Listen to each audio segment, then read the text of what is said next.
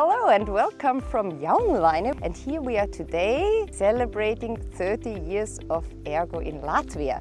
And for our 30th anniversary we planned something very, very special. We planned to plant 30,000 trees, but they don't come from somewhere, so we had to go for them. So we did a walking challenge and we had many participants, not only from Latvia but also from other countries, and we went 15 times around the world. And today we see the result on this beautiful sunny day here, and you see a lot of people here planting trees, planting in total 30,000 trees for our nature and for our countries.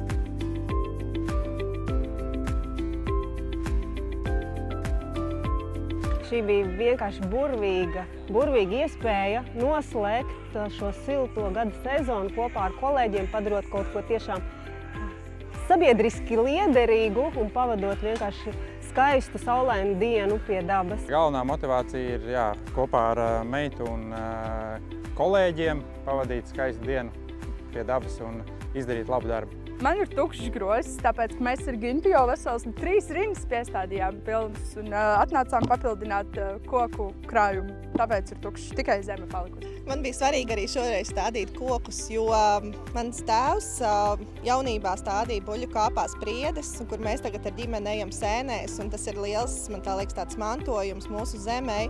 Līdz ar to mēs šodien arī gribam iestādīt savus kokus, Ergo kokus, lai arī pēc gadiem mēs atbrauktu šeit un varbūt tās manu bērni šeit nāktu sēņot un teiktu, ka mēs esam iestādījuši šos kokus.